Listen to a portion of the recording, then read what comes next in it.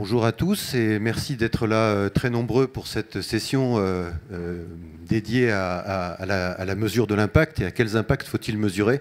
Un très vaste sujet qui va nous rassembler 90 minutes avec également un très beau panel. Je voudrais que je vais appeler un par un. Fabrice Bonifay, vous êtes le président du C3D, le collège des directeurs du développement durable, qui compte un peu plus de 160 membres aujourd'hui. Et vous êtes également le directeur du développement durable du groupe Bouygues.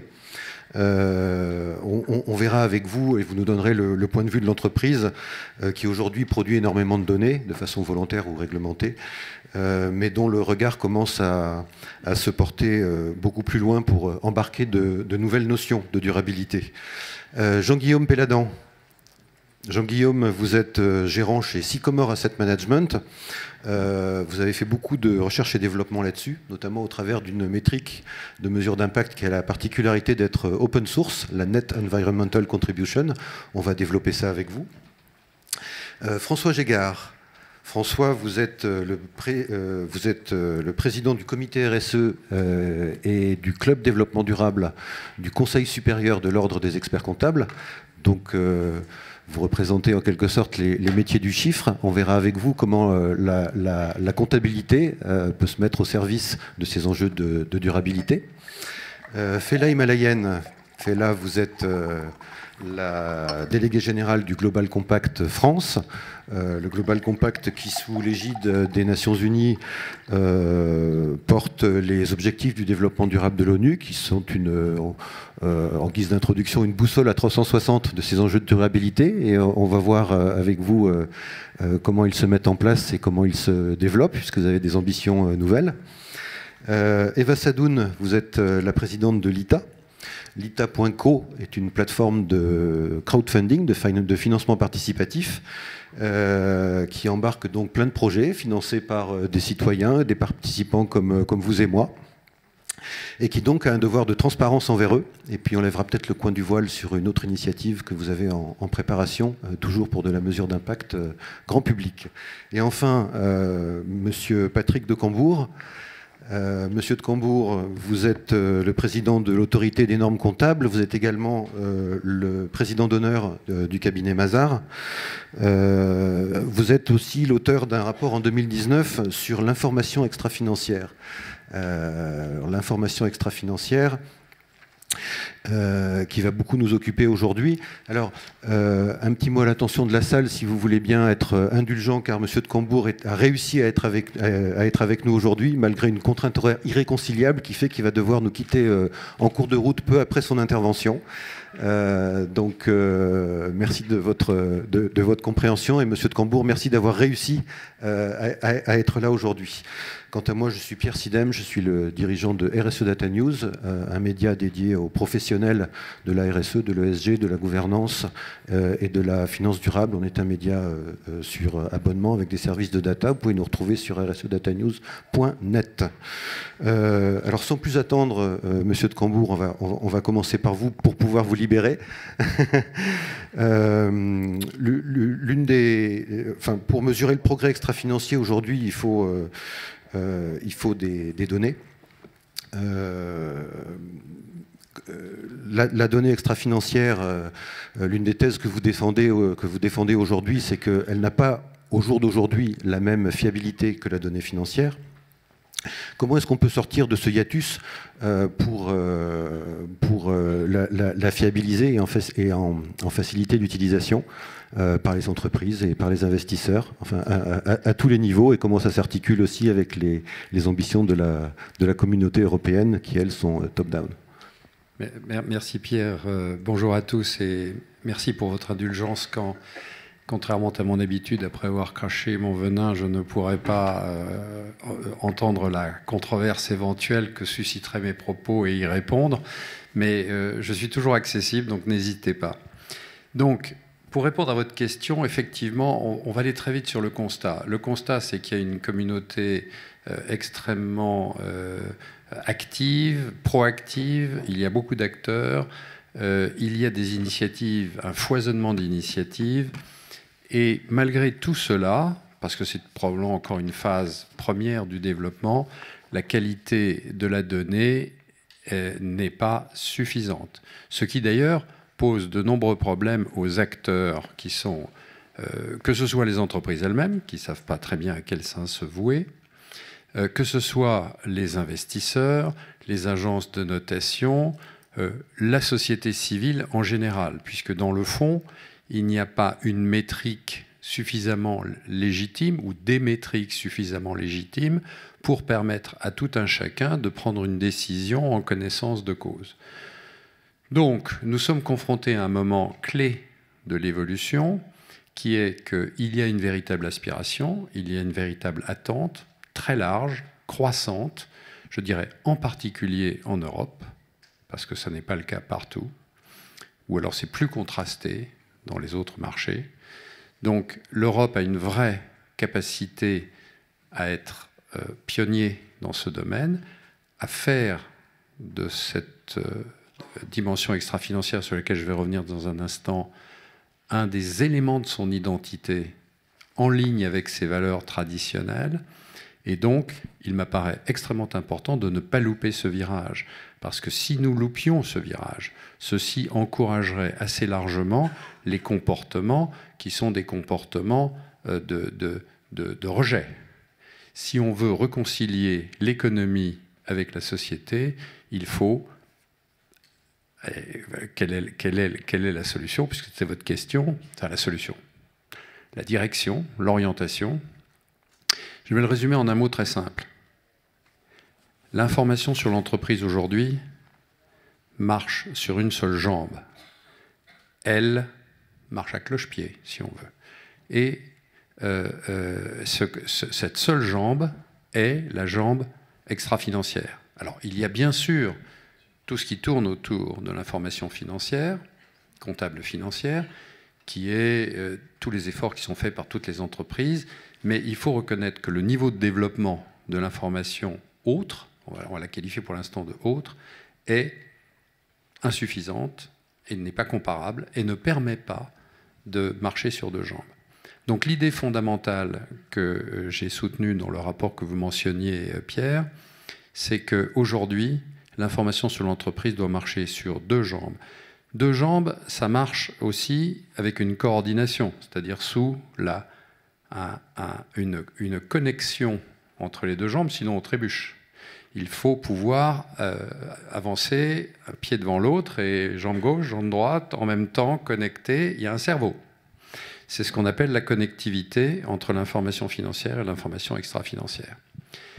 Alors, je passe sur le temps qu'il a fallu aux entreprises et à leur environnement pour créer un certain degré de maturité sur l'information financière.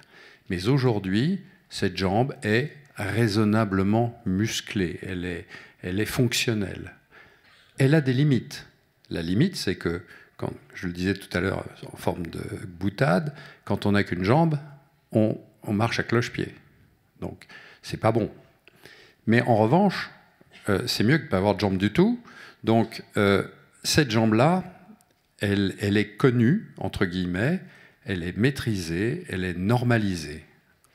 Il y a des défauts, je suis normalisateur comptable aujourd'hui, je peux faire toute une séance sur les défauts de l'information extra-financière. Mais néanmoins, c'est l'aboutissement d'une longue évolution, tant dans ses modes d'élaboration que dans les normes qu'il faut appliquer, que dans le contrôle, les approbations de gouvernance, etc. Donc, l'idée fondamentale, c'est de dire qu'il faut doter aujourd'hui l'information de l'entreprise sur elle-même et à destination des tiers, comme d'elle-même, d'une deuxième jambe qui est un niveau de fonctionnalité équivalent. Et que cette deuxième jambe soit en relation et en coordination par le cerveau, si j'ose dire, pour poursuivre la métaphore, avec la jambe financière. Alors ça a deux conséquences. La première, c'est qu'il faut faire attention à ne pas vouloir traduire tout ce que l'on voudrait aujourd'hui capturer sous l'information RSE, extra-financière, il y a beaucoup de terminologie, par la comptabilité. j'ai personnellement une grande prudence sur les modèles qui vont mélanger un modèle qui a ses limites, qui est solide mais qui est à ses limites, le modèle de la comptabilité financière, qui reflète uniquement des euros et qui reflète des obligations, c'est-à-dire des flux d'euros passés ou futurs, liés à des engagements pris par les entreprises de façon, et des engagements que les tiers peuvent contraindre l'entreprise à appliquer.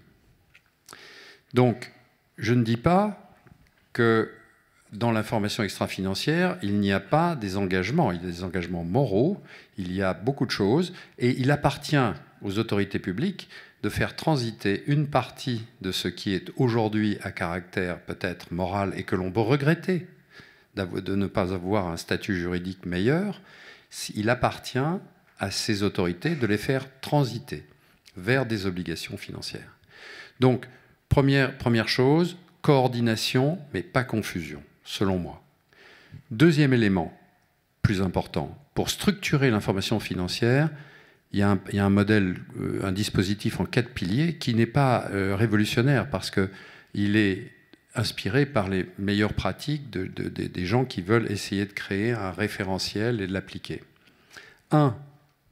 Des principes généraux, ce qu'on appelle un cadre conceptuel, c'est-à-dire des principes généraux, une catégorisation des informations qui reconnaît que l'information extra-financière peut être à la fois monétaire parfois, c'est une déclinaison de la comptabilité, elle peut être non monétaire, des tonnes de carbone, des espèces, des personnes, des mètres carrés. Il y a une centaine probablement d'indicateurs et d'unités qui ne se résument pas. On ne peut pas les traduire en euros, sauf à faire des conventions qui sont des conventions très conventionnelles, si j'ose dire. Donc, premier pilier, un pilier fondé sur le cadre conceptuel et la catégorisation des informations, qui permet ultérieurement son classement par une taxonomie. Deuxième pilier, des normes elles-mêmes.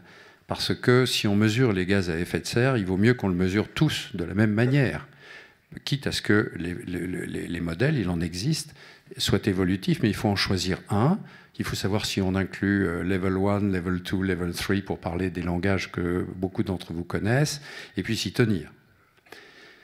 Donc, il y a beaucoup de choses. Une déclinaison d'indicateurs probablement pour toutes les entreprises, et puis des éléments sectoriels, parce que la sensibilité n'est pas la même selon les secteurs. Troisième pilier, un pilier de présentation, c'est-à-dire des états de synthèse. De même que le comptable a un bilan, un compte de résultat et une annexe, il faut déterminer, non pas un bilan nécessairement, mais il peut y avoir des éléments de bilan, mais pour l'information extra-financière, un rapport normé avec toutes les rubriques nécessaires, quitte à ce qu'il y ait un mélange de figures imposées et de figures libres.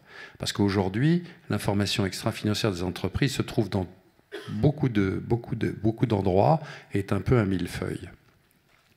Et quatrième et dernier pilier, fondamentalement, un cadre de responsabilité, c'est-à-dire les règles d'élaboration au sein de l'entreprise et la gouvernance qui l'approuvent.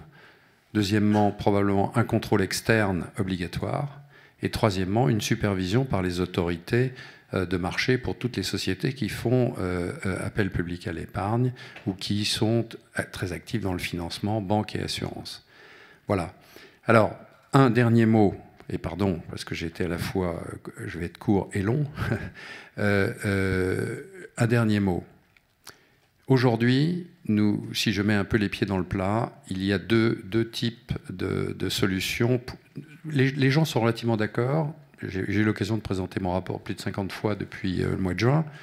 Et donc, j'observe une certaine communauté de pensée sur le dispositif à obtenir.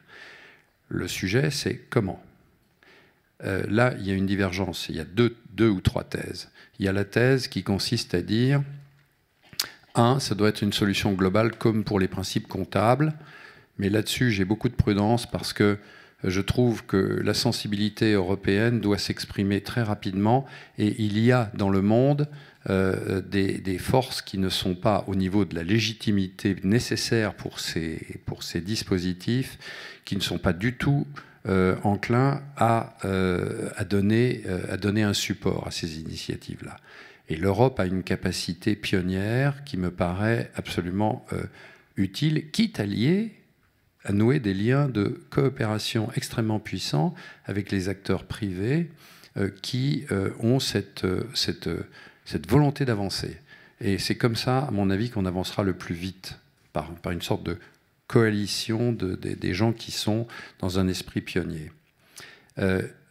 Donc, cette démarche-là, elle est présentée comme une démarche possible. Je la crains lente et sujette à obstacles politiques. Et donc, c'est pour ça que je prône une solution plutôt européenne, avec des coalitions des gens qui veulent s'engager. Il y a un autre élément qui est: faut-il confier l'élaboration de la norme aux agrégateurs de données, aux gens qui gèrent la donnée?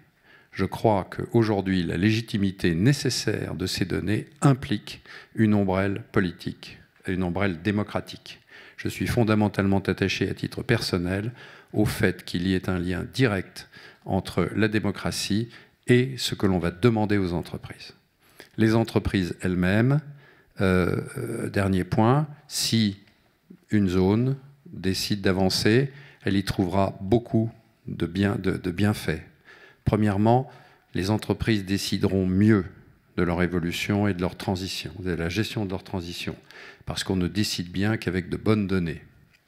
2, les capitaux viendront, parce que les capitaux ont besoin aujourd'hui, sous la pression des investisseurs et des épargnants, de données claires. Et troisièmement, ce sera une occasion de réconcilier ou de recréer un lien solide entre l'entreprise, l'économie et la société. J'ai été un peu long, pardon. Merci de cet exposé qui dresse un tableau à la fois local et international de la problématique. Jean-Guillaume, j'aimerais vous faire réagir sur un point. Vous avez fait beaucoup de recherches en tant qu'investisseur pour la mise au point de la NEC, de votre métrique open source. Et vous avez un constat, c'est que les données sont là, mais qu'elles sont difficilement exploitables aujourd'hui parce qu'elles sont prisonnières. Comment est-ce qu'on peut les libérer? Alors la bonne nouvelle, bonjour à tous. La bonne nouvelle, c'est qu'elles sont là, elles sont très nombreuses, elles sont de très grande qualité. C'est un propos qui est plutôt un iconoclaste, parce qu'on entend souvent « Ah oui, mais on n'a pas de données fiables, comprenez bien, on ne peut pas y arriver. Le SG, c'est un Far West, la finance veste, c'est un Far West. » En fait, quand on veut, on peut, comme dit Kant, mais pour être crédible, il fallait qu'on le fasse et qu'on le montre. Donc c'est ce qu'on a fait. C'est très simple ce qu'on a fait. Alors je vais parler surtout d'impact environnemental, parce que c'est le champ de travail de la Net Environmental Contribution, qu'on appelle la NEC, son petit nom, et qui est une métrique très simple. Ça, sur une échelle de -100 à +100, ça vous positionne n'importe quelle activité économique. Donc sur la même échelle, pour répondre à la question que nous pose aujourd'hui l'épargnant, nos clients, les investisseurs institutionnels ou les investisseurs privés, et que nous posent aussi les journalistes, qu'on rencontre de plus en plus souvent sur ce sujet, qui est de dire, est-ce que cette activité économique, est-ce que Bouygues, est-ce que Tesla, est-ce que Renault ou Bonduelle est plutôt aligné avec la transition écologique et climatique, ou plutôt en opposition, ou en retard par rapport à cette transition que nous devons faire. De toute façon, on n'aura pas le choix, et elle se fera. Et donc, les données qui existaient pour répondre à cette question toute simple, en fait, elles sont aujourd'hui agrégées de manière transparente dans la NEC, et vous avez les 300 pages de méthodologie qui sont en ligne sur le site nec-initiative.org. Alors, je suis désolé, c'est en anglais seulement pour l'instant, parce qu'on n'avait pas les moyens de travailler en plusieurs langues, donc on a commencé par travailler en anglais. Et il y a beaucoup d'exemples pédagogiques, et ça agrège 2 types de sources. Les standards qui sont les labels les plus fiables élaborés par les professions et qui sont audités par des tierces parties, et un ensemble de bases de données et d'études scientifiques qui sont publiées par des gens très sérieux comme l'ADEME, l'Agence de l'environnement et la maîtrise de l'énergie, qui était mon précédent employeur d'ailleurs, et un ensemble tout un corpus en fait d'études, des analyses de cycle de vie de type de label. Il y en a des dizaines de milliers qui existent, qui sont mises à jour régulièrement et qui nourrissent aussi finalement notre expérience consommateur, parce qu'aujourd'hui on sait que c'est plutôt plus écologique de manger des protéines d'origine végétale que des protéines d'origine animale. C'est peut-être mieux d'éviter d'acheter 7 t-shirts en coton par an et puis après de les mettre à la poubelle ou voire les mettre dans un relais Emmaüs. Et donc voilà, toutes ces données qui aussi nous parlent à notre quotidien parce qu'elles sont basées sur des produits et des services, l'analyse de cycle de vie, elle étudie l'ensemble des impacts environnementaux du berceau à la tombe. From cradle to grave, comme disent les anglo-saxons, et idéalement demain, from cradle to cradle, donc du berceau jusqu'au berceau, parce qu'on va faire une économie circulaire. Et donc, c'est possible d'agréger ça, ça demande pas mal de travail. Alors, on n'a pas fait ça tout seul, on a fait ça avec des experts, avec des consultants. On a été maître d'ouvrage et un peu maître d'œuvre sur ce sujet. Et donc, la bonne nouvelle, c'est lorsqu'on veut vraiment le faire, on peut y arriver. Et ça ouvre un champ de possibilités importantes. Et on voit que on en reparlera peut-être notamment avec l'ITA, mais que le fait d'avoir une métrique transparente, qui fait forcément des hypothèses, parce que tout ça c'est un peu compliqué quand même, l'évaluation environnementale, donc on fait des hypothèses, elles sont affichées, elles sont transparentes, elles pourront être discutées, amendées avec des experts, mais c'est tout à fait possible, et ça nous donne finalement des réponses très claires pour savoir si on est aligné avec la transition, si on va dans le sens de la réduction des gaz à effet de serre et de la lutte contre le réchauffement climatique ou pas. Donc c'est possible. Merci Jean-Guillaume, et on va revenir un petit peu plus en détail sur cette méthodologie et sur cette problématique des données.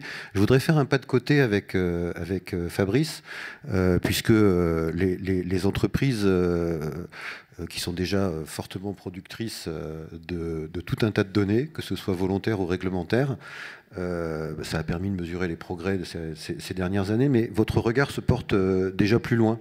Est-ce que vous pouvez nous dire en quoi ? On est en train de changer de paradigme. Alors, ça, des données, on en produit. Maintenant, la difficulté, c'est pas tant ce qu'on sait sur nous-mêmes, c'est ce qu'on fait de ces données pour faire autre chose. Le grand mérite de toutes ces régulations depuis une quinzaine d'années, à commencer par le Grenelle, ça a été de nous permettre de mesurer des choses qu'on ne mesurait pas. Parce que la RSE, les données extra-financières, c'était quand même, je le dis souvent, la plus importante des choses secondaires dans les boîtes, il y a encore très peu de temps. Et alors pourquoi c'était pas mesuré, pourquoi c'était pas agrégé? Car en fait, la déplétion des ressources ou l'utilisation des matières premières, ça rentre pas dans le compte de résultat. Les matières premières qui sont utilisées par les entreprises sont gratuites aujourd'hui, elles sont fournies gratuitement par la nature. Ce qui rentre dans les flux de comptabilité, c'est les coûts humains pour exploiter ces ressources. Et c'est d'ailleurs le drame de l'humanité aujourd'hui, c'est d'avoir compté les flux financiers et de ne pas avoir compté les flux de matière qui sont nécessaires pour le business. Sauf que maintenant, on sait que d'utiliser massivement ces matières premières, ça conduit sur des stocks finis à faire en sorte qu'il y en ait moins, puis un jour qu'il n'y en ait plus. Et comme on n'est pas très efficace dans les entreprises d'une façon générale, ça génère tout un tas d'externalités négatives qui font que, tout en produisant, on produit des pollutions diffuses qui sont très dommageables à l'écosystème, aux écosystèmes, à la santé, etc.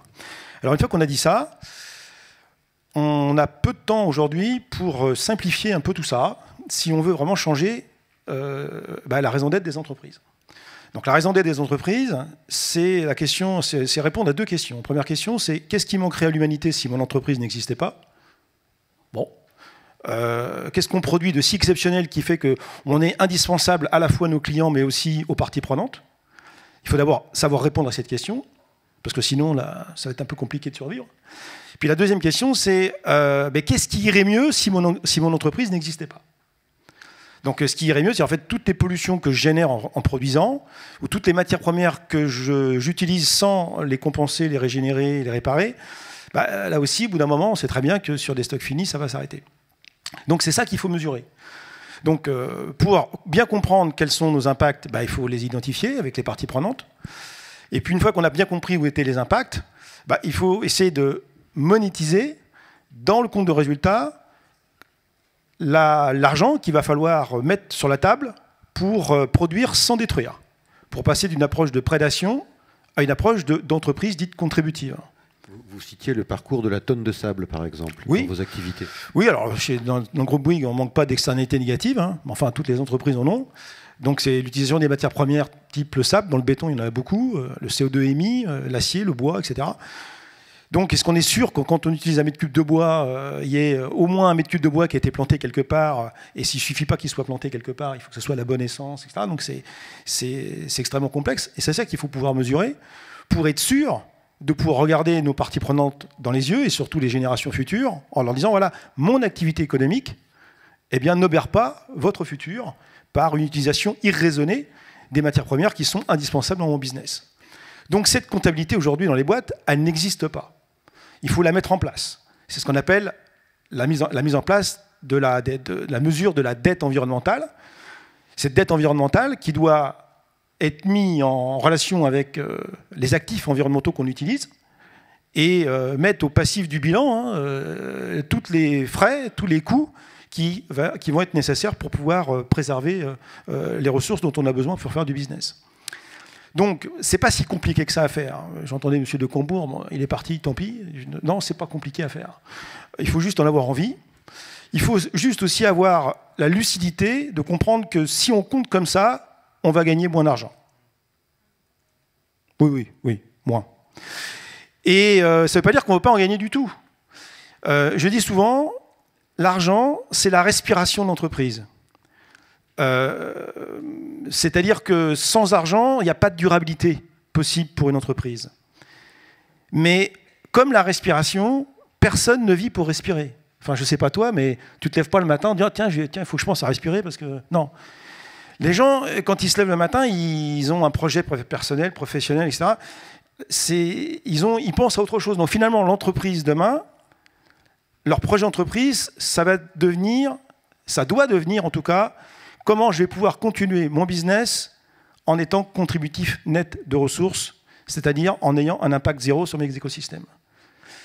Et donc là, c'est quand même autrement plus ambitieux que de se lever le matin pour dire est-ce que je vais gagner de l'argent ? C'est pas ça le problème.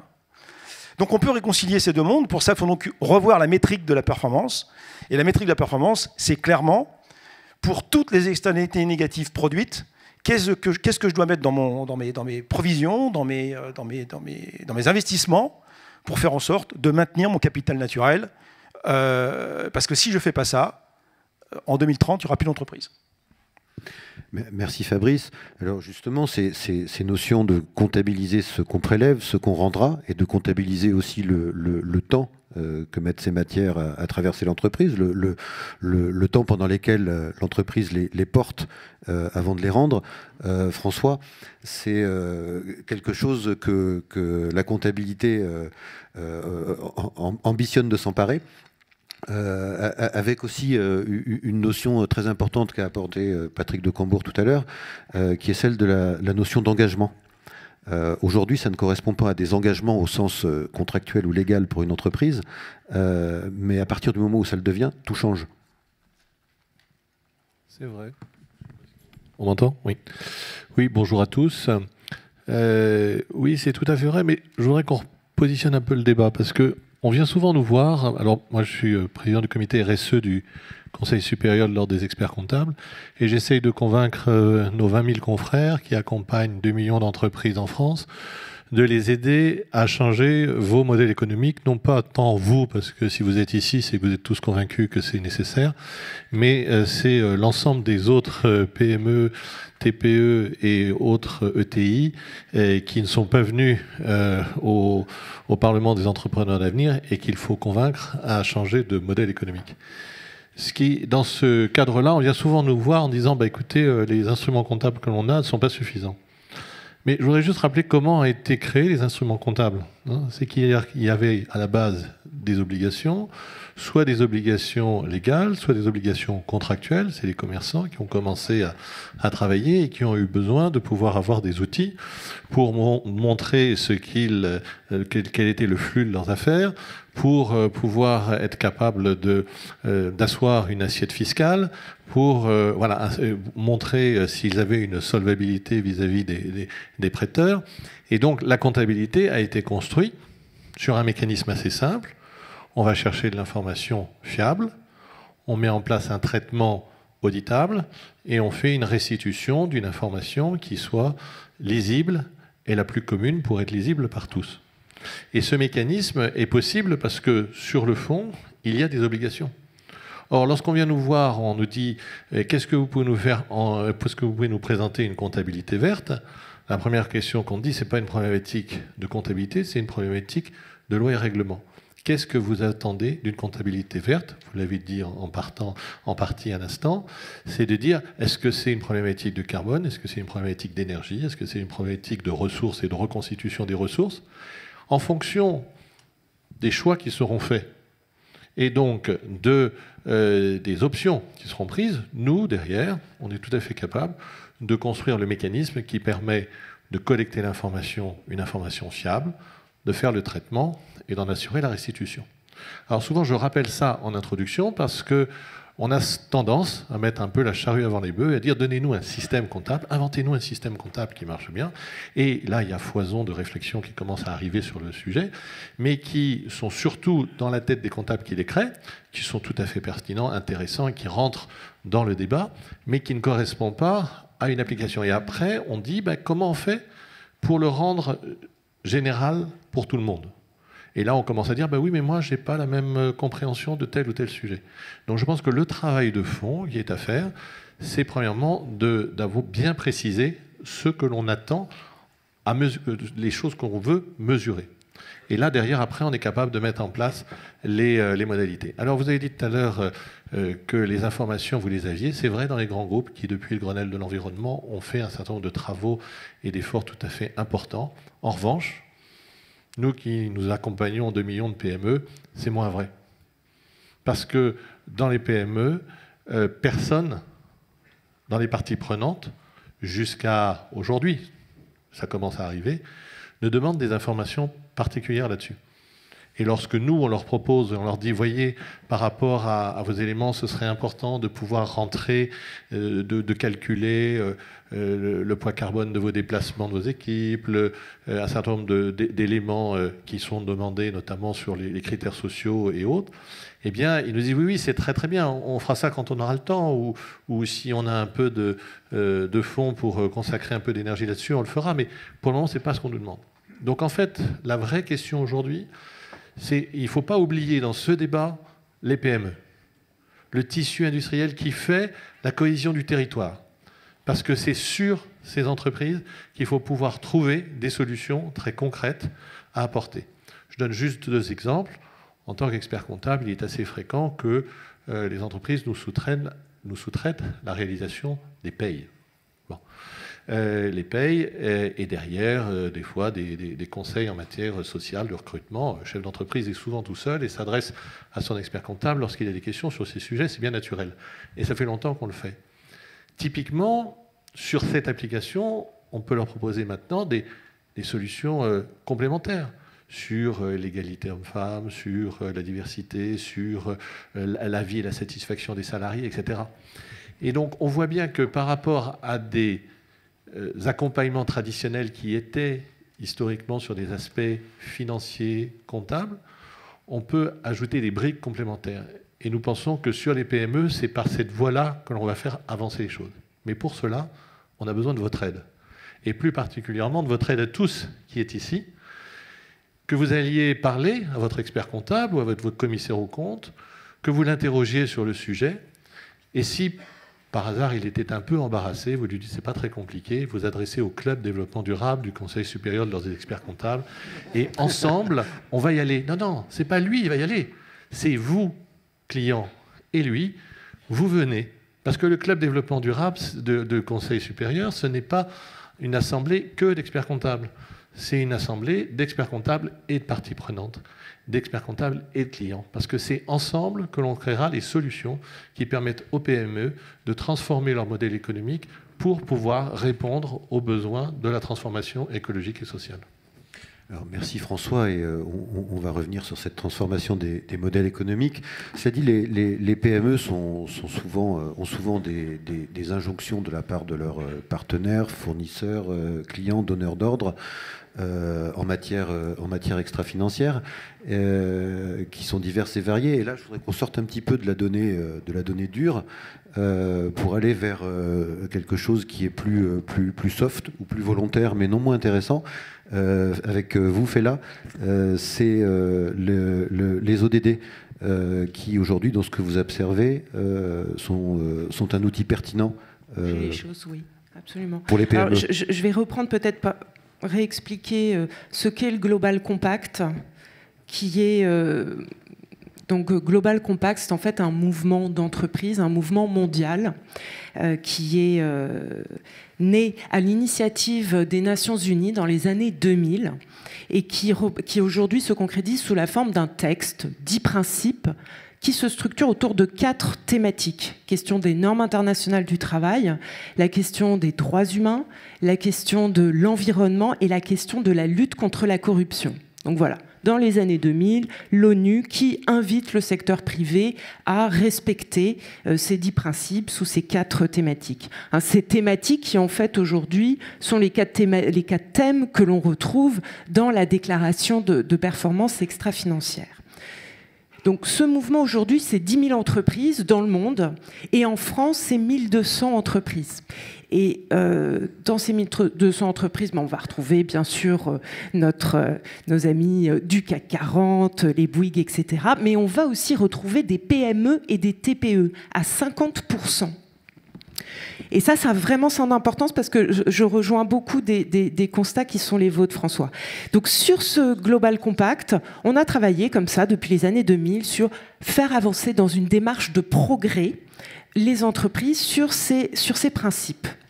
Arrive septembre 2015, les États des Nations Unies qui négocient ensemble se mettent d'accord, et c'est quand même un miracle et quelque chose de très fort d'avoir réussi à identifier, écrit 17 objectifs de développement durable sur lesquels l'ensemble des États sont mis d'accord en se disant ça, c'est les principaux problèmes auxquels on doit répondre si, pour aller vite, on ne veut pas aller droit dans le mur. Donc ces 17 objectifs de développement durable, on retrouve lutter contre l'extrême pauvreté, réduire la faim dans le monde, améliorer la santé, etc. Et on retrouve aussi toutes les questions liées aux ressources, à l'énergie, à l'accès à l'eau, toutes les questions liées au futur de nos villes et de nos entreprises, évidemment. Donc ça forme 17 objectifs. Et depuis l'adoption... Pardon, Fela, je vous coupe, mais oui. qui ont un avantage, c'est qu'ils embarquent dans le langage des investisseurs. On regarde beaucoup les critères ESG, environnement, social et gouvernance. On a beaucoup parlé, Jean-Guillaume, de critères environnement, parce que c'est là qu'on a les données les scientifiques les plus fiables et les plus objectivables. Sur ces critères S et G, ils sont beaucoup plus facilement embarqués par les ODD. Oui, et ils sont tous présents, enfin rassemblés en tous les cas dans ce qui est aujourd'hui une matrice.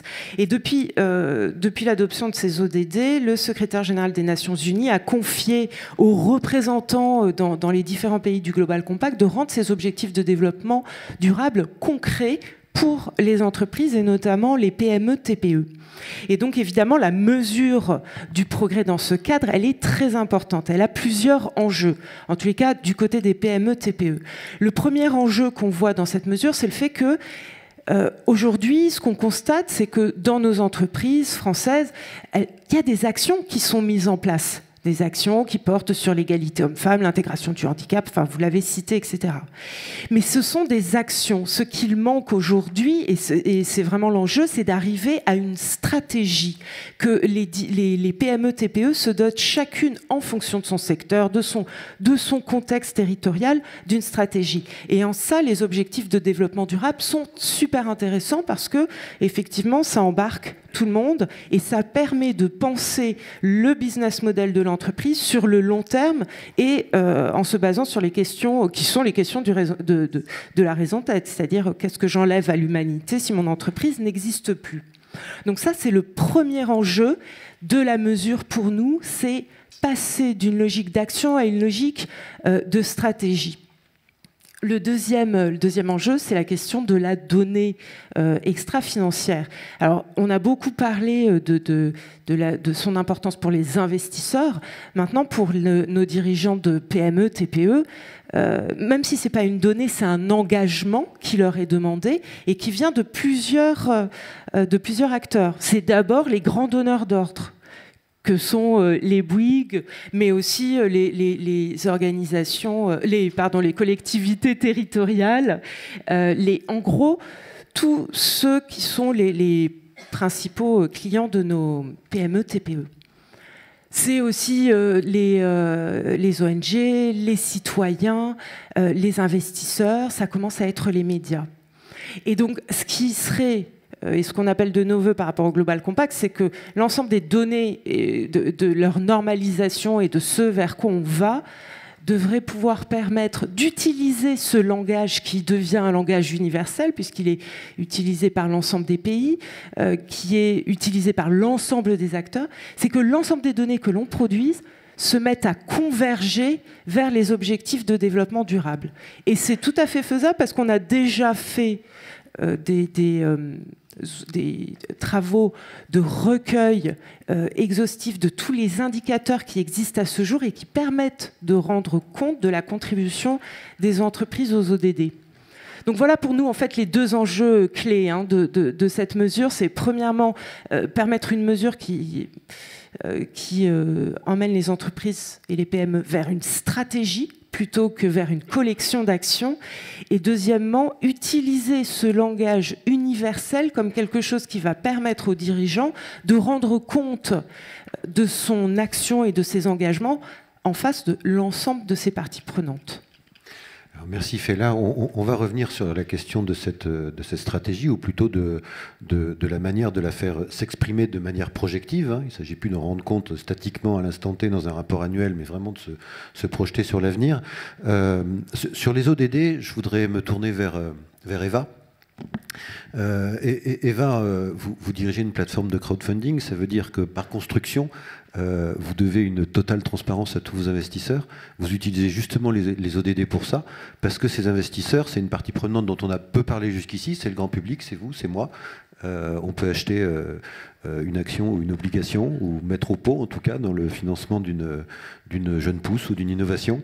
Comment est-ce que vous organisez cette transparence vis-à-vis de vos investisseurs citoyens ? Oui, j'aimerais ne pas limiter mon propos aux ODD, mais prendre un petit peu de recul par rapport à cette question de la mesure et se demander pourquoi est-ce qu'on parle de ça aujourd'hui. Donc aujourd'hui, on parle de mesure parce qu'il est question demain de mieux orienter nos décisions, que ce soit d'investissement, entrepreneurial, de consommation, etc. Je pense qu'on est victime de la problématique qu'on essaye d'opposer aujourd'hui. Aujourd'hui, si par exemple dans le secteur financier, on en est arrivé à un niveau où il pèse 4 fois la taille de l'économie réelle, qu'aujourd'hui tout est devenu très opaque, etc., c'est notamment à cause de la question de la mesure et l'algorithmie financière qui est responsable de ça. Donc nous, depuis le début, avec mon associé et puis le groupe de personnes qui œuvrent pour une finance plus durable au sein de notre boîte, on s'est toujours demandé comment est-ce qu'on arriverait à transformer ce paradigme, dont la mesure en est une réponse, mais pas que. Il y a l'incarnation et la transparence surtout. Donc du coup, voilà, j'aimerais voir la mesure de manière plus holistique. Donc effectivement, la mesure, c'est une problématique qui est fondamentale et nous, donc aujourd'hui, on ne dit pas plateforme de crowdfunding, on dit plutôt une plateforme d'investissement durable. Donc en fait, on permet à tout à chacun de plus limiter sa conception de ce qu'est la finance à l'investissement coté ou à certains produits qui sont parfois très opaques, mais de pouvoir remettre en fait dans son investissement une vision incarnée. Donc on incarne, on comprend ce qu'on finance, on comprend le sous-jacent, on comprend l'entreprise, on peut décider d'investir dans une entreprise qui répond à tel objectif de développement durable ou un autre, une entreprise qui est dans tel secteur ou l'autre. On a des startups, on a aussi de l'immobilier durable, on a aussi des entreprises d'insertion plus matures, des PME, on va avoir des énergies renouvelables, on va proposer des produits très différents, des obligations vertes où en fait le taux d'intérêt sera lié à la performance environnementale d'un produit, des obligations sociales où pareil, le retour sur investissement qu'on aura sur cette obligation dépendra de la réussite en termes d'impact social sur la thématique donnée de l'entreprise ou de l'action, où là on va effectivement financer en fonds propres ces entreprises. Donc, les objectifs du développement durable sont pour nous effectivement dans cette logique de mesure assez intéressants parce c'est très holistique et on a décliné en fait ces 17 objectifs du développement durable. Donc, ça a été décliné au niveau de l'ONU, mais on a été assez précis pour que ce soit vraiment adapté à nos entreprises en à peu près 200-300 indicateurs qui aujourd'hui sont analysés, mais pas que. Il y a aussi en fait toute une suite en fait d'obligations qu'une entreprise doit respecter si elle veut être en financement. Donc il n'y a pas que la question de la mesure, mais la question de la sélection et la question organisationnelle, comme par exemple des écarts de rémunération, la mise en place de gouvernance démocratique et participative, et un partage de la valeur et de la richesse créée. Donc ça, c'est le premier sujet que je voulais aborder. Le deuxième, c'est qu'on s'est demandé, du coup, comment est-ce qu'on ferait pour aller plus loin, parce que l'investissement non coté dans des entreprises d'impact, c'est une brique et ça doit être davantage développé, parce qu'on sait bien que si on veut arriver demain à une vraie transition, il va falloir faire de nouveaux investissements dans cette transition. Il y a certaines structures qui vont avoir plus de mal en fait, à se transformer. Il y a la possibilité aussi pour de nouvelles structures de se créer. Donc il va falloir faire ces investissements-là et surtout remettre aussi les PME et les replacer dans les produits d'épargne du quotidien. Mais comment est-ce qu'on fait pour vraiment transformer ce secteur financier sans reproduire les erreurs de ce secteur-là en faisant trop d'algorithmie et finalement en ne rendant pas transparent le discours, parce que si demain, en fait, on n'arrive pas à dire au grand public ce que vraiment l'épargne finance, ça va être très compliqué pour lui de réorienter ses décisions d'investissement. Je vais faire une petite aparté philosophique. Il y a un philosophe connu qui s'appelle Lévinas qui dit que, en fait, sans incarnation et sans voir le visage en fait, de notre interlocuteur, on ne peut pas se sentir responsable. Et c'est vrai qu'aujourd'hui, la machine économique est devenue tellement opaque, tellement intermédiaire, que les gens n'arrivent plus à pouvoir réorienter leurs décisions. Et ce n'est pas en leur mettant un indicateur hyper normées qu'elles réorienteront mieux leurs décisions. Elles le feront si elles comprennent ce qui se cache derrière leurs produits d'épargne. Donc avec l'ITA, notre objectif depuis le début, c'était de remettre cette incarnation, cette transparence et cette mesure d'impact au cœur de la finance. Et on s'est dit comment est-ce qu'on peut le faire. On a regardé un peu le marché, on s'est posé la question, est-ce que le sujet c'est de créer une néobanque impact ? Est-ce que c'est de développer plein de types de produits ? On a vu sur le marché que des produits existaient et on s'est demandé mais pourquoi est-ce qu'aujourd'hui ça ne se démocratise pas plus ? Pourquoi même certaines banques qui veulent devenir 100% ISR n'y arrivent pas ? Il y a un vrai sujet en fait de compréhension de l'épargne. C'est pourquoi on travaille depuis 1 an et demi, et notamment avec l'ANEC, et je le repréciserai, sur un projet qui vise à remettre de la transparence dans l'ensemble de l'épargne. Aujourd'hui, l'épargne, c'est 5 000... Je vous propose qu'on y revienne un petit peu plus tard. C'est un peu dommage. Je faisais la petite transition. Je ne pense pas que M. de Cambourg ait été interrompu, mais je me permets de juste finir. Donc du coup... Désolée, pardon. Parfois, j'essaie de m'empêcher, mais j'y arrive jamais. Je veux juste finir en transition et puis on pourra revenir plus précisément sur le produit. Donc voilà, donc pour réussir à réorienter ces 5 000 milliards d'épargne qui à eux-mêmes, l'épargne des Français pourrait répondre à la problématique de financement de la transition mondiale. Pierre Laroutourou dit qu'il faut 1 000 milliards pour investir dans les entreprises et les transformer pour qu'elles soient en lien avec les accords de Paris. Donc avec 5 000 milliards, on peut faire beaucoup de choses. Donc on a développé un projet qui est une application mobile qui va bientôt sortir, qui est là en bêta pour l'instant. Donc, on travaille en ce moment avec les acteurs financiers pour l'améliorer, qui est une application mobile qui essaye de donner de la transparence d'un côté sur les produits d'épargne. Donc, derrière, qu'est-ce qui se cache à un compte courant, un livret A, une assurance vie, une unité de compte, un PEA, un fonds de pension, etc. On a fait une analyse très globale du secteur financier pour pouvoir donner déjà une transparence sur quelles entreprises sont financées, est-ce que là on a une obligation du Trésor ou plutôt une obligation corporate, est-ce que c'est de l'immobilier, etc., qui se cache derrière mon épargne, est-ce que c'est un investissement avec lequel je ne suis pas alignée. Ensuite, quels sont les impacts environnementaux? Donc, c'est pour ça qu'on travaille avec la NEC et qu'on est également membre de l'initiative pour donner les impacts, en fait, de la contribution environnementale des produits d'épargne. Et également la température, où on travaille avec 2 Degrees Investing, qui a aujourd'hui qui est aujourd'hui pour nous, enfin il y a beaucoup d'acteurs qui travaillent sur ce sujet de la température, mais qui est pour nous aujourd'hui une vraie référence. Et même si les méthodologies sont jamais parfaites, on pense qu'il faut très rapidement se mettre d'accord et utiliser une méthodologie de référence. Et puis les impacts également sociaux et de gouvernance. Sauf que malheureusement, le constat auquel on arrive aujourd'hui, c'est que pour faire cette mesure exacte, il faudrait que l'information soit publique. Et malheureusement, elle n'y est pas. Si la finance était une boîte de conserve auquel il faudrait comprendre qu'est-ce qui se passe derrière, on n'aurait rien. Ce serait une boîte à un tiers un petit peu transparente et puis 2 tiers complètement noire. On a des problèmes derrière pour comprendre ce qui se cache derrière la partie qui est gérée par les banques des livrets réglementés. On a des problèmes pour comprendre ce qui se cache derrière les fonds euros des assureurs. Et voilà. Et tout cet argent représente, enfin tout cette épargne représente à peu près 30 ou 40%, qui est aujourd'hui complètement opaque. Donc, on travaille en ce moment avec les institutions financières pour se mettre d'accord sur des standards de transparence et enfin pouvoir dire aux Français ce qui se cache derrière l'épargne. Et on a aussi un super partenariat dans le cadre de cette application avec Novetic, parce que c'est pas tout que d'avoir des indicateurs et une vision de la transparence, mais c'est important d'être informé aussi. Et avec Novetic, on travaille en fait pour que cet outil de décryptage de l'épargne soit corrélé avec de l'information qui permet de faire de la pédagogie sur la manière dont la finance fonctionne, mais aussi de dire quand par exemple il y a un incident économique ou financier, si l'épargne du particulier est exposée à ces risques-là. Typiquement, si on a une entreprise dans notre portefeuille et qu'elle prend une décision positive ou négative, eh ben, on est exposé ou pas avec notre épargne. Je suis désolée, hein. Voilà, j'ai fini. Alors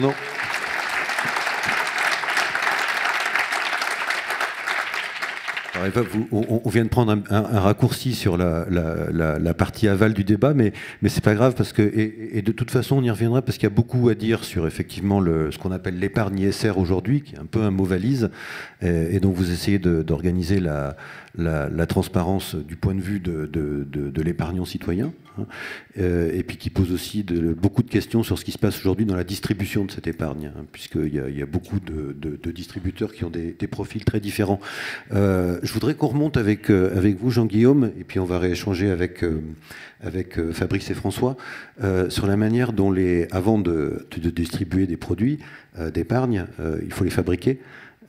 Pour les fabriquer, ça veut dire qu'il y a tout un travail chez l'investisseur, chez ce qu'on appelle le gestionnaire d'actifs ou l'asset management que vous êtes chez Sycomore. Vous avez d'ailleurs parfois des instructions sous forme de mandat de la part de vos asset owners qui vous confient des mandats avec des orientations ESG. Il y a un point intéressant sur ce que disaient Fabrice et François, sur lequel je voudrais remonter, c'est celle de l'évolution, et également sur l'impact des ODD là-dessus, c'est sur l'évolution des business models. Aujourd'hui, et particulièrement avec la NEC, lorsque vous regardez une entreprise, vous ne regardez pas son bilan dans son secteur d'activité pour savoir comment elle se compare avec d'autres, mais vous vous posez des questions de stratégie en vous disant mais c'est quoi vraiment les usages finaux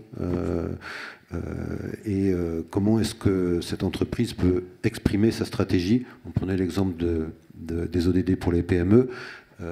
Les outils que vous avez mis au point permettent de faire la même chose pour faire accoucher sa stratégie climat ou environnementale à un dirigeant avec qui vous échangez.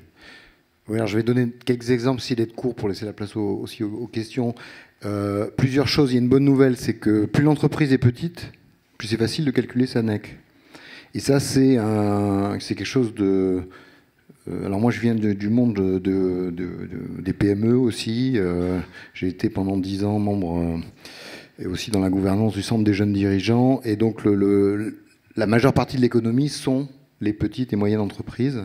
Et donc, la bonne nouvelle, c'est que plus une entreprise est simple à comprendre, parce qu'elle fait que 3 métiers, au lieu de 100 métiers différents, comme va faire un GE ou un Saint-Gobain, un gros conglomérat industriel, plus finalement le business est simple, plus c'est facile de le qualifier. Donc c'est assez évident. C'est une énorme différence avec les métriques qui existent aujourd'hui, qui sont vendues par ce qu'on appelle des data providers, ESG. Secteur qui a été largement consolidé depuis 10 ans d'ailleurs, parce que maintenant il n'y a plus qu'un oligopole anglo-saxon de quelques acteurs. Mais donc ils vous vendent des données que pour les grosses boîtes, parce qu'en fait les petites boîtes, il y a très peu qui les intéressent, puis que pour le côté en général. L'approche de l'ANEC est tout à fait différente. Elle est tout à fait interfaçable avec les ODD. Et donc on aimerait bien que vous rejoigniez l'ANEC Initiative pour qu'on puisse notamment financer cette interface. On sait qu'elle est possible. L'invitation est lancée. Voilà, mais tout le monde est invité. Hein. C'est vraiment un système ouvert. Voilà, et aussi bien les entreprises également qui commencent à regarder le sujet. Voilà sur cet aspect-là. Alors la dynamique, la stratégie. Si on revient au fond, on doit faire la transition. On n'a plus beaucoup de temps. Et donc, ce qui compte, c'est déjà notre point de départ lorsqu'on est un patron d'entreprise ou lorsqu'on est embarqué dans le bateau d'une entreprise, lorsqu'on est salarié aussi, c'est pareil. C'est le point aujourd'hui et où on va. Et donc, l'ANEC permet de faire de la photo d'ailleurs du passé, du présent et du futur lorsqu'on a défini la stratégie. Et tout très concrètement, lorsque Danone rachète White Wave, qui était le leader de l'alimentation végétale et organique, comme ils disent là-bas aux États-Unis, ils sont passés d'une NEC de -10, alors parce qu'elle était plombée, elle est toujours par les produits laitiers, une NEC de -6. Donc il y a un pas vers la transition et leur stratégie est clairement de s'aligner avec une transition écologique. Et en revanche, lorsque une entreprise comme Bayer rachète Monsanto, alors Bayer, beaucoup de produits pharmaceutiques, avec des impacts qui sont quand même faibles par rapport aux autres secteurs, donc une NEC proche de 0, ils viennent grossir considérablement leur division pesticides. Et OGM d'ailleurs aussi. Et donc en rachetant Monsanto qui avait une NEC de -60 et quelques, ils ont fait leur propre score et passé de -2 à -23. Donc ils ont payé très cher un désalignement avec la transition écologique et leur patron a reçu une grosse prime, un gros bonus d'ailleurs pour ça. L'histoire jugera. Mais donc c'est un outil dynamique et très très simple. Et ce qui intéresse beaucoup donc on est très fiers d'avoir l'ITA. Alors non seulement elle est très modeste, Eva, très engagée, vous avez vu, nous on adore ça, mais elle n'est pas seulement membre, ils sont founding partner de l'ANEC Initiative, ce qui est différent, c'est-à-dire qu'ils s'engagent dans la durée, parce que et on a aussi, on aura bientôt une autre annonce de notre founding partner qui travaille dans le private equity, ce qui intéresse beaucoup les gérants de fonds de private equity, donc le non-coté. Ce sont le fait de pouvoir dire, voilà, ma stratégie aujourd'hui, elle est là, est-ce que demain ma NEC va augmenter pour ce que je sois moins à risque.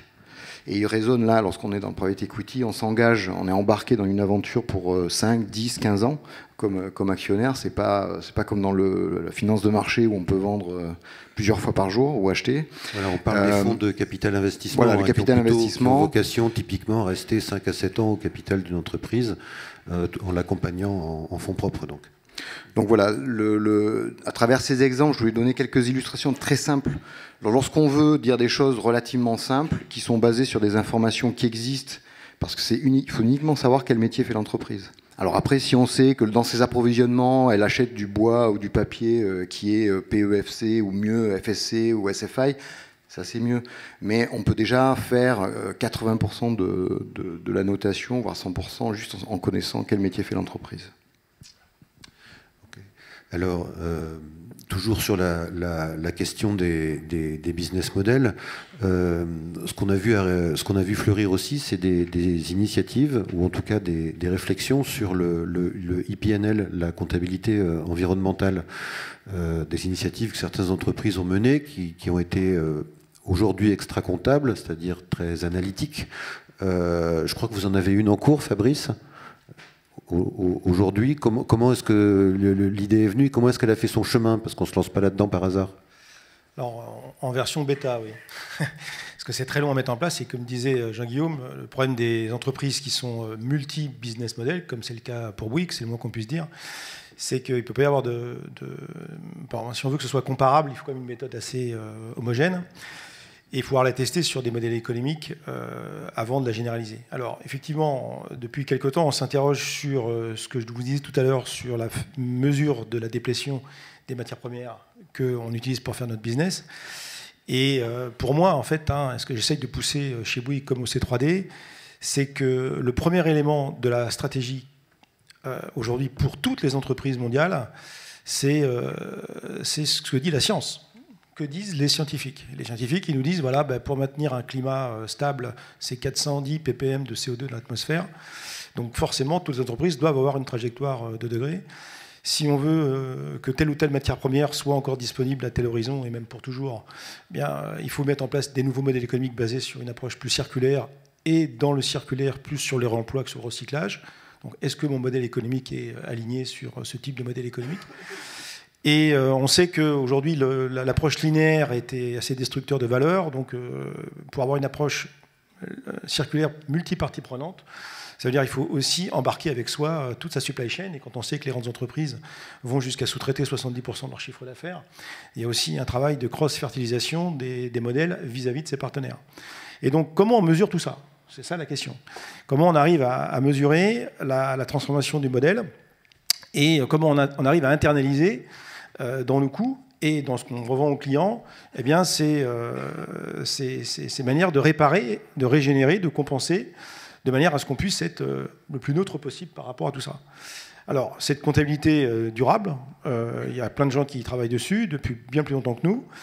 Ce qu'on souhaite faire, effectivement, que ce soit les entreprises du C3D ou dans ma propre entreprise, c'est de commencer à mettre en place ce type d'approche, cette nouvelle métrique de la performance, déjà pour nous-mêmes, pour voir qu'est-ce que ça change dans le compte de résultats financiers lorsqu'on va devoir prendre en compte tout ça, ce qu'on n'a jamais pris en compte.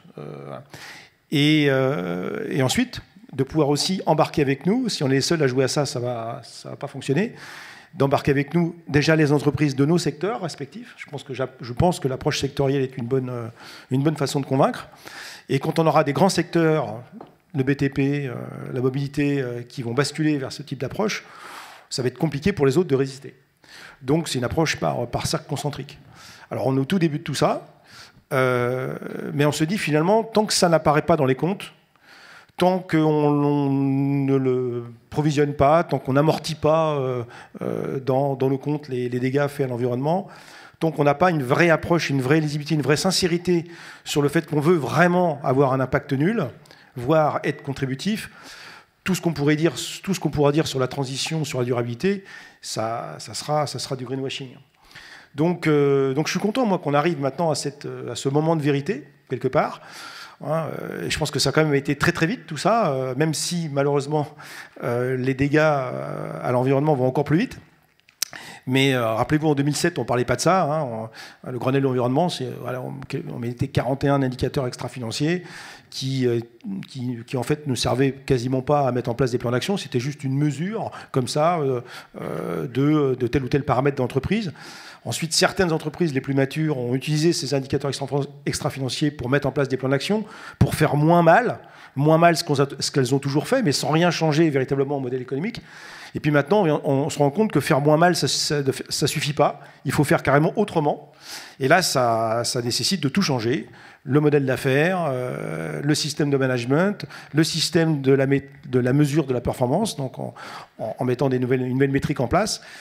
Et ça va nécessiter aussi un nouveau leadership dans les boîtes, une compréhension des conseils d'administration qui vont devoir accepter en fait et comprendre que si on ne fait pas cette mutation maintenant, ce sera trop tard. Et je pense qu'on a tous les outils maintenant pour le faire. Ce qui m'inquiète le plus, c'est le temps qui nous reste. Alors le temps, c'est... Oui, Jean-Guillaume, vous vouliez réagir sur le temps. Non, mais c'est... Ce qui était un point souligné par Patrick de Cambourg tout à l'heure, ouais, quand Patrick de Cambourg tout à l'heure disait j'ai peur que ça prenne trop de temps si on essaie de faire évoluer les normes comptables internationales, on peut quand même avancer de manière pragmatique. François, lorsqu'un client vient vous voir et vient voir son expert comptable dans une PME ou une ETI et qu'il dit moi j'aimerais bien embarquer mesurer de manière comptable ou financière, plus comptable ou plus financière que je fais aujourd'hui, comment je fais? Est-ce que vous savez répondre? Quels sont les conseils que vous lui donnez? Alors d'abord, quand j'ai un client qui vient dans mon cabinet et qui me demande ça, je commence par lui mettre une couronne, parce qu'ils ne sont pas nombreux. Vous avez bien raison. Et donc je pense que c'est probablement l'un des pouvoirs des entrepreneurs d'avenir. C'est justement d'aller voir les différents acteurs. Le pouvoir, il est dans cette salle. Et aujourd'hui, il faut demander ce genre d'indicateurs. Parce que c'est que comme ça que ça bougera. Ça fait 20 ans, à l'ordre des experts comptables, que l'on organise des trophées RSE. Il y a 20 ans, c'était exclusivement sur les grandes boîtes. Et depuis un certain nombre d'années, c'est bien sûr ceux qui doivent émettre des rapports de performance extra-financière, ceux qui ne le font pas, mais qui n'ont pas l'obligation, mais qui le font quand même. Et puis un certain nombre de PME et maintenant d'acteurs de l'ESS que l'on essaye de mettre en évidence parce qu'on a un besoin énorme pour convaincre les chefs d'entreprise, pour qu'ils viennent dans nos cabinets et qu'ils nous disent on aimerait bien avoir des indicateurs sociaux ou environnementaux, on a besoin de faire beaucoup de pédagogie, montrer beaucoup d'exemples. Alors moi, ça fait 2 jours que je suis là au Parlement. Je suis venu à plusieurs parlements les années précédentes. Et je m'aperçois juste d'une chose, c'est que globalement, ce que l'on dit, on le dit depuis assez longtemps. On le dit avec un peu plus de conviction, on le dit devant plus de monde. Mais fondamentalement, face à l'urgence qui est la nôtre, on a un besoin de rentrer dans l'action. Et je vais faire un petit message à Jacques Mébret. Je vais dire, je pense que pour le prochain Parlement, il faut qu'il y ait ces séances où on fasse avancer les thématiques, mais il faut qu'il y ait une foire associée à côté avec des prestataires, c'est-à-dire vous tous ici, qui proposent des solutions. Parce que nos clients, quand on leur parle de ces sujets, lorsqu'on n'est pas dans la situation idyllique que vous désignez, Pierre, c'est où ils viennent nous demander des choses, qu'on leur parle de ces sujets, ils nous disent très bien, parfait, M. Legare, merci de me dire ça, mais comment on fait? Donc, aujourd'hui, les TPE n'ont pas la chance d'avoir un directeur du développement durable qui fait partie du C3D, n'ont pas la chance d'avoir un certain nombre d'acteurs qui est là-dessus. Quand ils viennent nous voir, ils sont tout seuls. Donc, je pense que nous avons une vraie action à mener. Quand je parle des trophées, c'est une manière de le faire. Vous pouvez candidater, n'hésitez pas, et vous avez un petit stand devant avec vous avez Émilie Danlou et l'ensemble des membres du Club développement durable qui sont là, qui vous accueilleront avec plaisir. Mais on a vraiment une urgence de mettre les choses en action. Alors, moi, ce que je voudrais quand même répondre à la question, quand ils viennent nous voir, on a souvent la chance que sur ces entreprises, et ça... Fabrice Mellifet le disait, ah oui, vous avez énormément de modèles économiques et donc mettre en place un système, ça nécessite déjà en soi, en interne, une harmonisation de beaucoup de métiers différents. Sur les PME qu'on accompagne, on a 1, voire 2 modèles économiques et sur lesquels on doit travailler. Alors c'est certes plus facile, mais lorsqu'on commence à parler des choses à nos clients, qu'on commence à leur dire que peut-être leur modèle économique va être obligé de changer.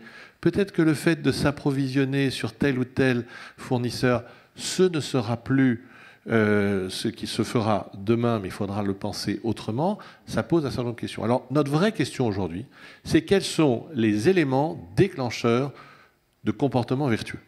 Et c'est ça qu'on cherche, c'est ça qu'on étudie, c'est par tâtonnement. Alors, on a bien évidemment, et je le cherche de la même manière pour nos confrères dans les cabinets qui ont des entreprises de comptabilité ou de commissariat aux comptes, c'est aussi les PME, c'est aussi les chefs d'entreprise. Et pour les convaincre, on essaye de trouver quels sont les arguments les plus percutants. Les plus percutants viennent des clients, du marché, ça c'est clair, le client first, du personnel qui est embauché. Et on avait ce matin une conférence ici avec nos jeunes étudiants de différentes filières qui nous disaient on attend de notre employeur qu'il nous donne des solutions. Nous cherchons aujourd'hui à trouver les éléments déclencheurs de décision d'aller dans ce sens-là. Et une fois que les gens viennent, je n'ai pas répondu à votre question, Pierre, hein, mais une fois que les gens viennent dans notre cabinet, là, on peut travailler sur le modèle. Et très clairement, là, je réponds à votre question. Les deux critères principaux qui sont regardés sur les PME aujourd'hui, c'est quand ils viennent nous voir, c'est les aspects sociaux, tout ce qui tourne autour des RH, parce qu'on a beaucoup de métiers qui sont en tension d'emploi, parce qu'il y a une nécessité de fidélisation, parce qu'il y a une nécessité de recherche de sens. Mais au-delà du recherche de sens, c'est une vision un peu philosophique. Mais en fait, derrière, c'est les gens qui disent « je veux juste être en cohérence avec ma vie.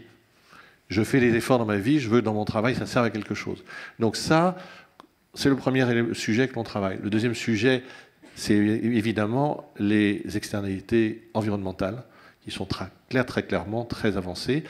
Et paradoxalement, il y a des sujets qu'on nous demande moins, mais qu'on travaille depuis très longtemps. La notion de la corruption, la notion des risques de blanchiment, c'est déjà intégré dans nos normes de travail. On a déjà depuis très longtemps, on est une profession qui est normalisée, qui a un code de déontologie très approfondi. Et ça, c'est déjà des sujets qu'on travaille depuis longtemps. Et ça percute moins sur ces sujets-là parce que, en fait, il y a une telle direction, un tel lien direct entre la direction générale, l'actionnaire et la partie opérationnelle que ce sujet s'aborde assez rapidement, mais il est néanmoins important. Mais les deux éléments sur lesquels on peut travailler, social et environnement, une fois qu'on a déjà traité ça, on a déjà fait un grand pas, et là, après, on peut décliner les autres sujets. Merci François. Je vois que le temps passe parce que le sujet est très vaste et on a beaucoup à dire. Je voudrais vous proposer qu'on ait un petit échange avec la salle, peut-être recueillir une première série de 2-3 questions et essayer d'y répondre, une deuxième si on a le temps. Et ensuite, pour conclure, je demanderai à chacun des intervenants, je crois que c'est une des traditions ici, au Parlement des entrepreneurs d'avenir, de dire un petit mot en 30-60 secondes pour que chacun reparte avec une idée force dans sa besace. Je vois 2 questions. Pardon, vous êtes en contre-jour, donc je ne vois pas bien. Voilà, madame. Et une au premier rang ici. Bonjour, c'est des questions pour Eva. Je vais vous demander de vous présenter si vous voulez bien. Martine Payeur, j'ai monté la première conciergerie d'entreprise développement durable il y a 10 ans, à petite échelle. Du coup, j'ai été financée par la NEF, par exemple. Donc je voulais savoir comment vous travaillez avec la NEF, qui permet déjà d'incarner des investissements et qui fait des investissements responsables. Et par ailleurs, une autre question, comment est-ce que... Enfin, par exemple, moi, je suis déjà chez Enercop depuis très longtemps, mais j'ai découvert qu'il y avait un nouvel intervenant, fournisseur d'énergie non renouvelable, qui s'appelle ILEC, qui propose de l'électricité et du gaz. Et pour le gaz, pour l'instant, je ne connaissais pas d'autres alternatives. Je les ai appelés parce que j'étais ravie de pouvoir aller chez eux. Moi, j'avais pris l'Empiris à un moment et je me suis retrouvée chez Total, en fait, puisque l'Empiris a été racheté par Total, ce qui ne me va pas du tout. Et donc, ILEC, je les ai appelés en demandant, mais comment est-ce que je peux savoir si demain, vous n'allez pas être vendu à Total? Comment est-ce que je peux savoir si demain, votre solution de gaz, qui est par le biais de la méthanisation, ne va pas générer des fermes des 1000 vaches? Et puis, en cherchant bien, j'ai trouvé qu'ils étaient hébergés chez Amazon. Donc, là, tout de suite, ça m'a posé problème. Je leur ai écrit, pour l'instant, je n'ai pas de réponse. Donc, comment est-ce que... par rapport à vous, ce que vous proposez, on va pouvoir éviter ce genre de déviance. Voilà. Donc une question de détection. On va prendre peut-être la question de monsieur qui lève. Aussi une question pour Eva. Monsieur proposait une foire des solutions, et je pense que Eva, avec Fest, on a le début d'une foire, non? Enfin, en tout cas, on a des solutions. Le micro arrive si vous voulez reformuler. Oui. Voilà. Pardon. Oui, bonjour, je m'appelle Yann et je suis membre de Fest.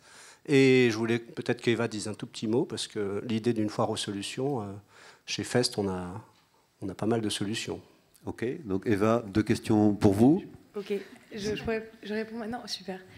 Du coup, la nef, c'est un exemple, pour moi, c'est un cas d'école dont devraient s'inspirer toutes les institutions financières, parce qu'ils publient en fait l'ensemble des prêts et l'ensemble des entreprises qui bénéficient de leurs prêts. Donc si la nef avait un livret, une assurance vie, etc., ce serait sublime. On pourrait donner 100% de la transparence des produits. Aujourd'hui, ils n'ont pas de licence bancaire. Aujourd'hui, ils sont établissements de crédit, mais ils dépendent encore du crédit coopératif. Donc, ils ont une sorte de livret en fait à eux, mais qui n'est pas un livret réglementé, qui est un produit d'épargne sur lequel en fait on sait que les crédits sont faits à des entreprises, donc qui fonctionnent que pour les pros. Donc déjà, il faut soutenir la nef de telle manière à ce que on puisse aussi faire une action auprès des régulateurs, parce qu'il y a quand même un vrai sujet de barrière à l'entrée. Au niveau des régulateurs financiers que j'affectionne particulièrement à certains égards, et à d'autres comme ça, quand ils bloquent en fait le développement de nouvelles banques qui mettent la transparence au cœur de leur modèle et qui subissent les mêmes problématiques en fait que les banques classiques, systémiques ou sur les marchés, qui elles sont sujettes à d'autres problématiques, c'est un vrai problème. Donc il y a le besoin que les citoyens fassent pression aussi auprès des régulateurs pour autoriser ce type de structure à pouvoir se développer. Qu'est-ce qui s'est passé avec la banque belge qui a levé en un mois la mobilisation citoyenne en Belgique? Ouais, mais c'est rien, c'est que dalle en fait. Ouais, parce que Newbie, c'est pareil. Mais c'est une pression sur les régulateurs. Ouais, il faut faire il faut faire pression sur les régulateurs. Donc voilà, donc c'est un très bel exemple. Comment est-ce qu'on peut éviter le manque d'information en fait finalement sur les entreprises? C'est vrai que c'est tout l'objectif, enfin, comment est-ce que la solution qu'on va développer, en tout cas, peut l'éviter? C'est tout l'objectif, en fait, de la solution qu'on développe. C'est qu'en fait, il y a une partie mesure. Donc, en fait, si typiquement vous êtes... Alors, nous, c'est pas la consommation qu'on traite, hein, ça va être vraiment l'épargne. Donc, si vous avez telle entreprise, en fait, dans votre portefeuille et que demain, il y a une opération de M&A envers une autre, etc., vous serez systématiquement informé. Vous saurez, en fait, surtout si les impacts environnementaux de cette entreprise ont baissé, ont augmenté ou ont baissé. Mais par contre, le sujet, c'est que tant qu'on ne saura pas si ces entreprises sont présentes dans votre portefeuille, on ne pourra pas calculer l'ANEC, par exemple, qui calculera si le rachat et cette opération financière a eu un impact positif ou négatif dans l'impact environnemental de cette entreprise-là. Donc il y a ce sujet de transparence en amont. Il y a besoin d'avoir le type de plateforme qu'on a sur l'épargne, sur la consommation, parce que Yuka vous donne les impacts en termes de santé, mais pas les impacts vraiment corporate, quoi, donc qui sont les impacts sociaux, environnementaux qui sont liés à l'entreprise en elle-même. Donc il faudrait en fait un produit comme celui-là, un Yuka de l'entreprise qui vous tient informé de ce genre, en tant que consommateur en fait, de ce qui se passe dans l'entreprise, des impacts sociaux, environnementaux qu'elle génère. Et peut-être aussi sur la transparence des offres, puisque en matière d'énergie renouvelable, les distributeurs, pas les producteurs, s'appuient parfois sur des garanties d'origine électrique pour verdir une électricité qui n'a pas été forcément produite comme telle. Et après, voilà, on est aussi très exigeant avec les entreprises, et nous on l'est. Par exemple, vous parliez d'Amazon comme hébergeur, de tels... C'est des problématiques aussi compliquées, hein, parce que donc, je fais un raccord avec FEST, donc FEST qui est bientôt Tech for Good France, le premier mouvement des entreprises qui utilisent la technologie au service du bien commun, que je co-préside avec Jean Moreau de Phoenix. On travaille sur ces problématiques du coup de Green IT. Donc qu'est-ce qui existe comme solution alternative d'hébergement pour pouvoir permettre aux entreprises d'avoir 5 serveurs qui marchent en même temps et en même temps de ne pas être chez Amazon. Et ben, aujourd'hui, il existe encore peu de choses, et c'est une vraie problématique.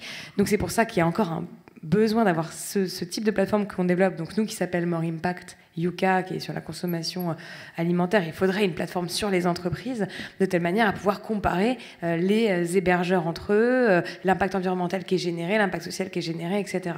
Donc moi j'appelle à une structure qui travaille sur l'évaluation, peut-être à l'ordre, ou voilà, ça doit peut-être venir de vous en fait, ce type de solution qui va évaluer les impacts environnementaux, sociaux de nos entreprises et qui n'est pas sujet à du conflit d'intérêts. Merci. D'autres questions? Oui, moi je veux. J'en vois beaucoup. Peut-être au fond.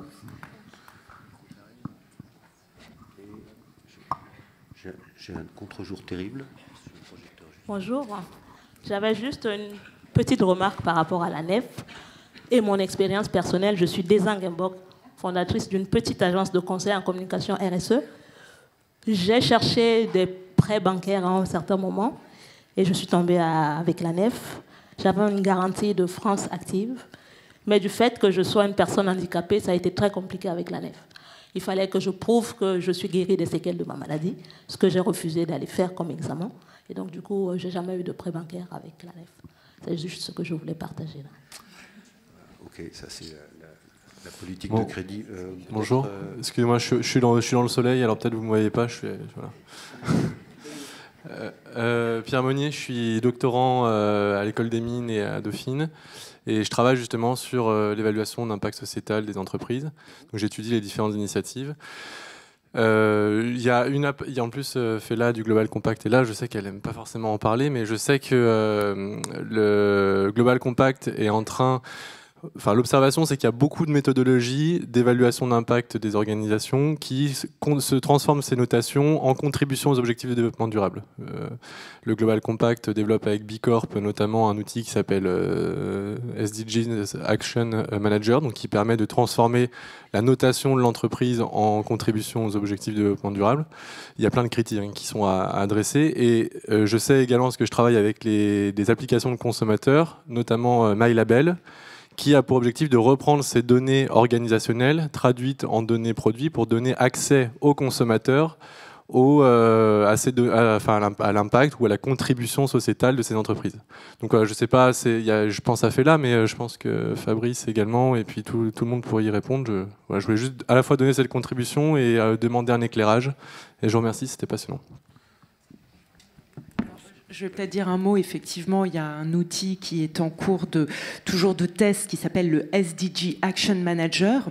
À ce stade, c'est plus un outil de suivi de plans d'action, c'est-à-dire d'actions qui ont été mises en œuvre, qu'un outil véritablement de mesure d'impact, c'est-à-dire de changement durable positif ou négatif. Donc l'ambition, elle n'est pas encore là. La question d'apporter une information fiable aux consommateurs au-delà du produit, c'est-à-dire sur les questions d'organisation, gouvernance, partage de la valeur, c'est une question vraiment complexe. Et je doute qu'il y ait des outils simples qui soient en mesure de le faire. En revanche, ce qui va et ce qui s'inscrit dans le cadre de la loi Pacte et qu'il faut suivre, qui va être intéressant, c'est qu'un article qui était l'article 174, je crois, qui invité, qui amenait, en fait, qui engageait le gouvernement à faire un point d'étape sur l'ensemble des initiatives qui existent en termes de déclaration de performance extra-financière, que ce soit les labels, etc., mais également sur la notion de produit, pour voir dans quelle mesure on pouvait proposer aux consommateurs quelque chose qui reste suffisamment simple pour être audible rapidement et complet. Mais c'est vraiment un grand sujet, et avant ça, il me semble qu'il y a encore tout un travail de pédagogie à faire sur l'ensemble des parties prenantes sur les objectifs de développement durable, mais de façon générale sur le développement durable. Merci. Sachant aussi que l'INSEE s'est emparé des ODD pour évaluer la politique publique dans un rapport publié tous les 2 ans, je crois, monsieur, pour compléter votre question. On a encore le temps de prendre 2 questions peut-être avant la fin. Madame Anvers.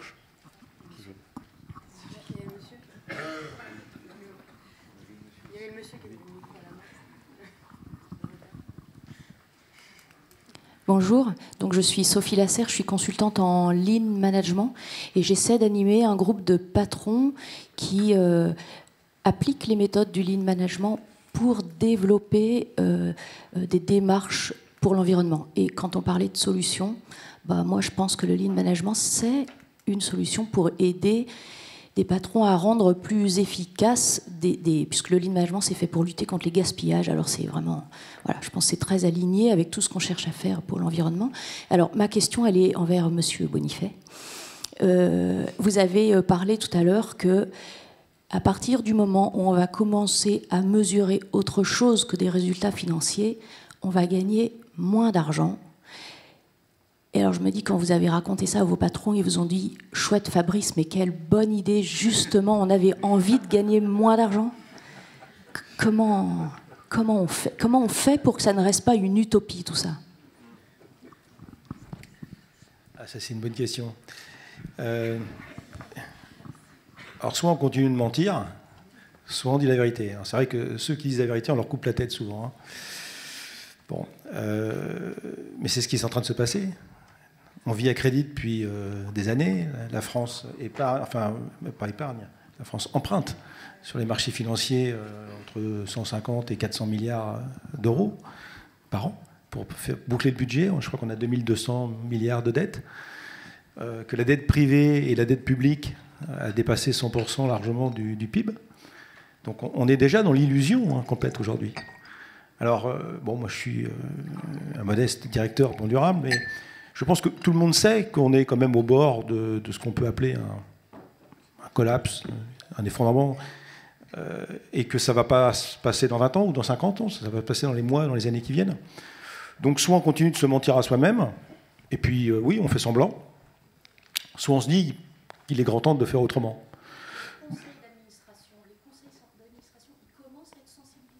Je pense que... Bah, je vais vous donner mon cas personnel chez Bouygues. Hein. La question était sur le conseil d'administration. Ouais, il y a 2 ans, la question sur la prise en compte, parce que le vrai sujet, c'est le changement climatique, hein, tout découle de ça. Donc la prise en compte du changement climatique dans les modèles d'affaires des boîtes, il y a encore 2 ans, les analystes financiers, à part les sycomores, mais les grands analystes, c'est des questions qui n'étaient jamais posées aux dirigeants. Jamais. Hein. Depuis 18 mois, ces questions sont récurrentes. Et il y a une vraie prise de conscience aujourd'hui. Alors, vous savez, moi j'appelle ça la métaphore de la bouteille de ketchup. Hein. Ça fait 20 ans qu'on secoue la bouteille, il n'y a rien sorti, et là tout est en train de sortir en même temps. Donc, moi je pense que les choses vont se transformer parce que les gens commencent à prendre peur. On a bien vu avec les canicules, l'Australie, la Californie, etc. Donc les gens prennent peur à juste titre. Et on sait bien que le dérèglement climatique ne sera pas linéaire, ça va être de pire en pire. Donc ça va, je pense que ça devrait se passer. Alors maintenant, est-ce qu'on va aller à la bonne vitesse? J'en sais rien. Est-ce qu'on va gagner moins d'argent? Oui, on va gagner moins d'argent. Mais je n'ai pas dit qu'il ne fallait pas en gagner. Mais les rentabilités qu'on a pu connaître avec les effets de levier, les systèmes financiers qu'il y a eu dans les années 90 et 2000, même les financiers n'y croient plus aujourd'hui. Alors, dans ce sens-là, moi, j'ai fait l'expérience d'aller voir mon banquier et d'aller lui demander, voilà, j'ai un peu d'argent à placer, je suis d'accord pour que ça soit moins rentable économiquement. C'est déjà plus rentable de tout aujourd'hui. Hein. Et est-ce que vous pouvez me conseiller un fonds qui soit responsable et qui me permette, tant pis, de gagner moins d'argent? Et je conseille à toute la salle d'essayer de faire ça une fois, parce que la réponse que j'ai eue était affligeante et je pense que c'est important qu'on aille solliciter nos banquiers en tant que citoyens naïfs à poser cette question-là. C'est Jean-Guillaume qui doit répondre à ça.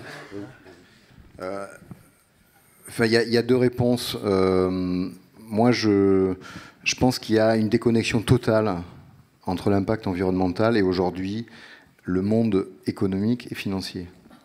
Parce qu'on a construit, pour des raisons historiques, il n'y a aucun jugement dans ma bouche, on a construit un système économique qui est écologique.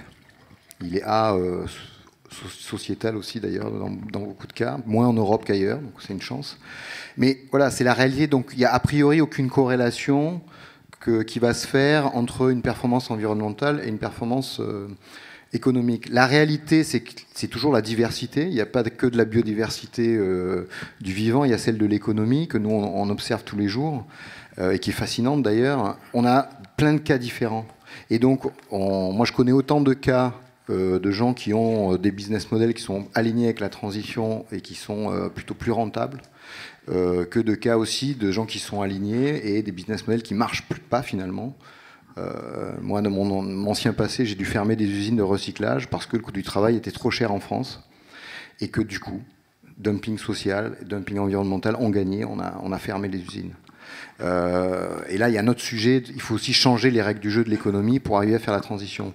Mais là-dessus, j'ai un exemple très concret, on est dans les solutions. L'ANEC dont j'ai parlé, elle est issue d'une innovation produit. On l'a créée au départ pour faire un fonds vert. Ce fonds vert, il existe depuis plus de 4 ans, il s'appelle Sycomore Éco-Solutions, il est PEable. Vous demandez à votre banquier, il est labellisé ISR et surtout Greenfin.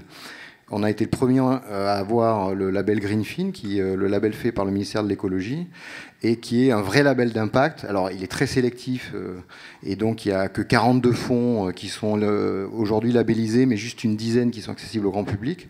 Mais voilà, donc ça existe, il y en a encore très peu. Par rapport aux 5 000 milliards dont on a évoqué tout à l'heure, de l'ensemble de l'épargne française gérée par tout le monde, on est à 0,2 pour 1000. Mais ça existe, c'est naissant, mais c'est déjà accessible. Merci. On a atteint le terme de notre débat puisqu'il est 16h02 et qu'on m'a demandé de terminer à l'heure. Oui, toute petite. Est-ce qu'on ne pourrait pas inverser le point 1 et le point 16 de la déclaration de l'ONU sur les 17 points, le point 16 étant la paix dans le monde? Et il y a là 8 000 milliards à gagner chaque année. Oh. Voilà, ce sera le mot de la fin. Merci monsieur, et ça sera le mot de la fin. Merci à l'ensemble de nos intervenants, merci pour vos questions. Et rendez-vous sans doute l'année prochaine pour de nouveaux débats.